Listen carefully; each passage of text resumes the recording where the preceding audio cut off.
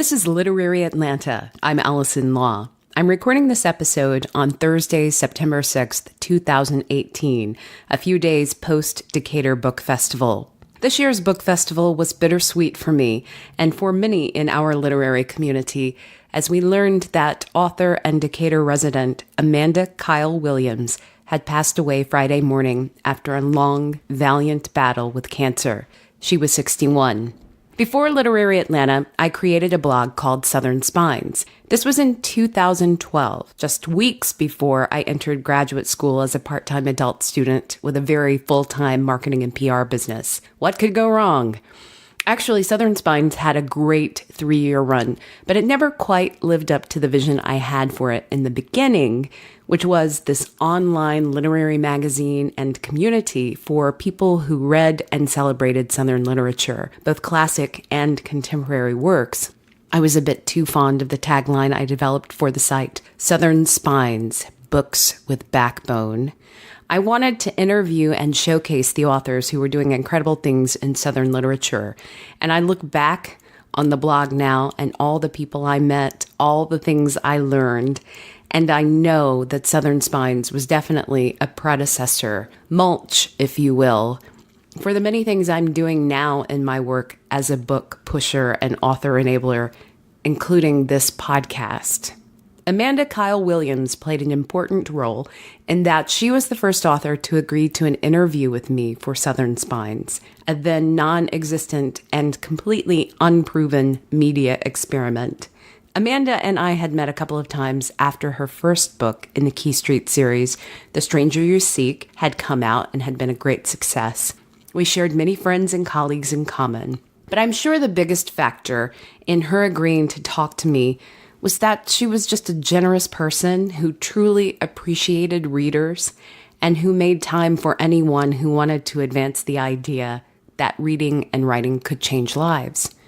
I made arrangements for my friend and professional photographer Robin Henson to meet Amanda and me at the Georgian Terrace, and the three of us proceeded to spend this really fun and creative morning together.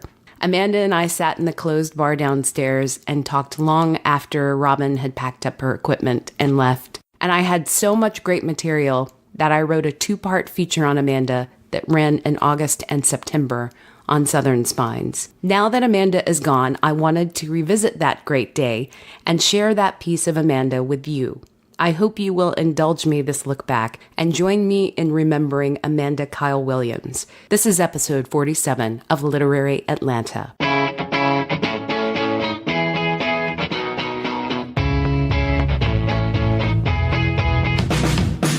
Atlanta is a book town, home to avid readers and host to some of the finest writers and storytellers on the planet.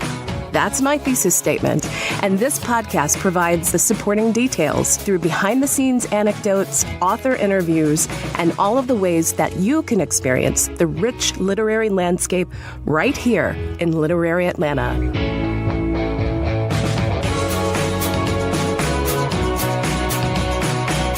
Life Experience is novel research for Amanda Kyle Williams, author of Stranger in the Room, by Allison Law, published on southernspines.com, August 2012.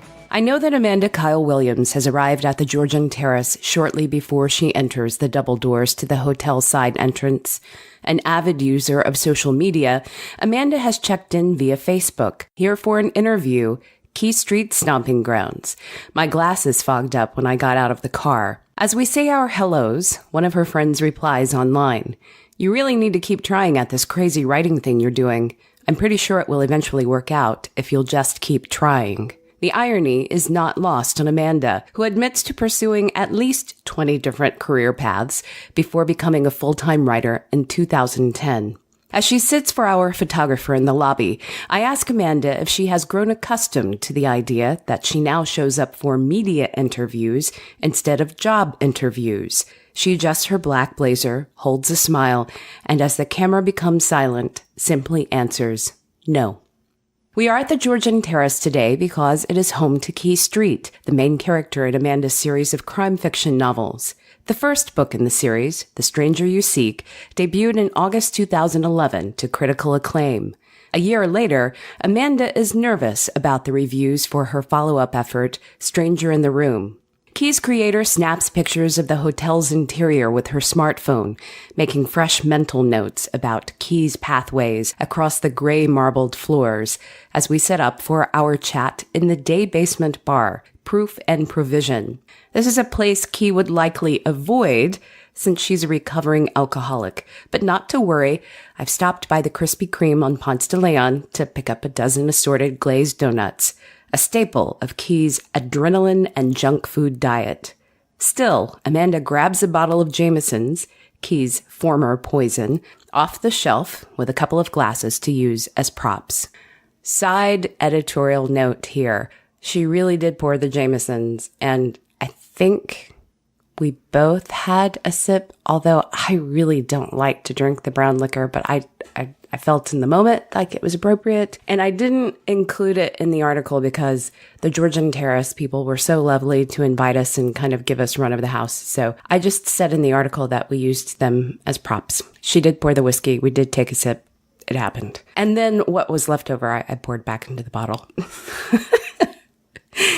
All right, back to the article. We talk about contacting the good people at Krispy Kreme to request an Irish whiskey glazed donut and dig in to learn more about odd jobs, addiction, and other research that went into the character of Key Street. Key is doing a lot of the jobs that I did, Amanda says. After writing a series of spy novels for a small press in the early 90s, Amanda cobbled together a series of jobs to pay the bills. At one point, she was a process server and courier, much like Key, who follows unfaithful spouses and chases bail jumpers so that she can afford her posh condo at the Georgian Terrace. Unlike Key, Amanda admits that she never had a gun pointed at her. However, she was on the receiving end of the hurled coffee cup that appears in The Stranger You Seek. She also used her author's creativity to devise imaginative ways to serve subpoenas on deadbeat dads and others on the run. Fruit cake at Christmas. Amanda names one of her tools of the trade. Merry Christmas, here's your subpoena. I had them, the subpoenas, in flowers and acted like I was from the florist. You don't make a lot of friends doing this kind of work. She ultimately decided that being the bearer of bad news was not for her and sought new four-legged clientele with a dog-walking business. I went from serving subpoenas where no one is glad to see you and then went to walking dogs where the dogs are like, "Hi!" Everyone's glad to see you when you're a dog walker. Readers learn that Key Street's career as an FBI profiler ended prematurely because she struggled with alcoholism. Although Key has been in recovery for more than 3 years, she vividly recalls the way the whiskey burned the back of her throat and wrestles with a near-constant desire to drink. Amanda says that she comes from a long line of people with addiction issues and herself was a functioning cocaine addict for almost 20 years. She entered a rehabilitation facility in 1995 and has been in recovery since then. Some of Amanda's experiences in rehab made it onto the pages of her second book, Stranger in the Room. When I'm writing Key, when I'm writing about how she's craving a drink, I think about what it was like for me in those weeks getting clean, Amanda says. And years after that, you know the drug commercials where they put the lines on the mirror and tell you how awful drugs are? It's so damaging for an addict. It just looks so good, and you don't hear what they're saying. Amanda says drugs played a large factor in her not writing a single word for a span of 10 years. A fortunate side effect of her recovery was that she started thinking about writing again and knew her next protagonist would be a criminal profiler. Before specialized criminal investigators proliferated the 10 o'clock television lineup, Amanda was analyzing the contents of her friends' garbage cans. It was homework for a class she took from Brent Turvey, an expert in the areas of criminal profiling, forensic science, victimology, and crime reconstruction. I developed this whole fascination with criminals and how they think, Amanda says. One of the exercises was going through your own trash to see how at risk you are. We did risk assessments on ourselves and our friends, and it really just made an impression. I started thinking I wanted to write a profiler. But she didn't meet her profiler until a Thanksgiving visit with her family in North Georgia. Learn more about the inspiration for Key Street and the sinister serial killers she encounters in the next part of my interview with author Amanda Kyle Williams. I also talked to Amanda about the learning disorder that easily could have kept her from being a published author, and how the city of Atlanta and Southern cuisine craft the perfect landscape for her novels. And now I'm moving on to part 2 of the Amanda Kyle Williams feature that I wrote for Southern Spines and which was published in September 2012. The main character in The Stranger books is a Chinese-American private investigator and former FBI behavioral analyst named Key Street. Amanda Kyle Williams knew she wanted to write a novel featuring a criminal profiler, but she had few other details and hadn't been able to write word 1. That is, until she spent one Thanksgiving with her family. I went to visit my brother and spent time with my Chinese niece, Anna, Amanda recalls.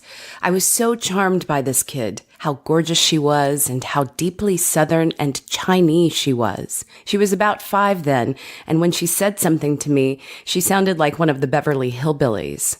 On the car ride back to Atlanta, Amanda started to worry about her niece, who, despite her strong Southern accent, was an Asian girl growing up in a rural part of Georgia with adoptive white parents. Aunt Amanda knew all too well what it was like to grow up in the South and feel like an outsider. Her imagination took over from there. One of the early lines, I think it's on one of the first pages of The Stranger You Seek, came to mind, Amanda says. I pulled off the interstate and wrote that line. From chapter 1 of The Stranger You Seek, the line reads, "How I ended up here in the South, where I have the distinction of looking like what they still call a damn foreigner in most parts of Georgia, and sounding like a hick everywhere else in the world, is a mystery Emily and Howard Street have never fully unraveled for me."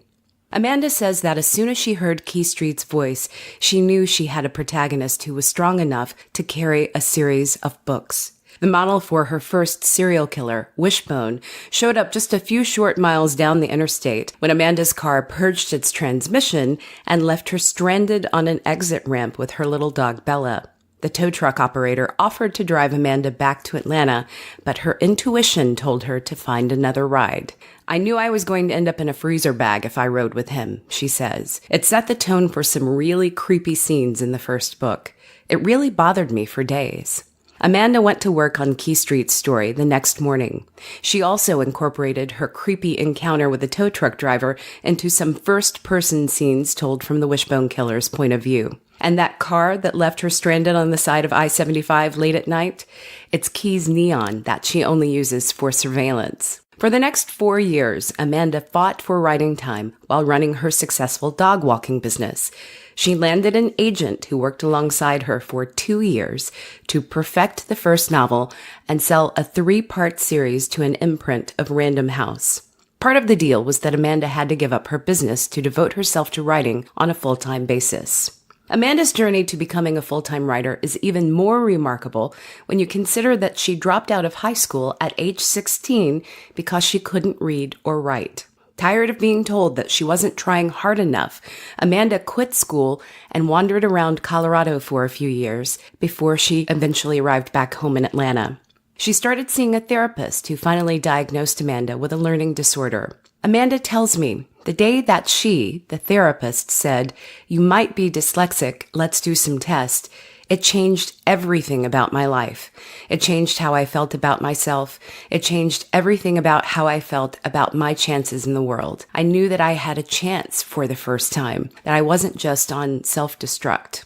The therapist worked with Amanda to help her learn to read and write using puzzles and memory games. When she had the tools and techniques necessary to read, Amanda asked a local librarian to help her select her first book to read for pleasure. It was Jane Austen's Pride and Prejudice. 3 months later, I was still only halfway through the book and thinking that the librarian was a total sadist, Amanda says.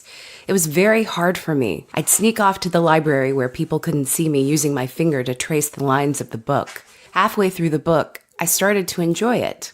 All this tension that she, Austen, had built around class and the drama and romance, I got swept up in Jane Austen like most people do. Those elements of tension, drama, and romance certainly star in Stranger in the Room. In addition to working two separate murder investigations, Key Street is still romantically pursuing Atlanta homicide detective Erin Rouser and sleeping with a gun under her pillow after a near-death experience with a serial killer in book 1 of the series.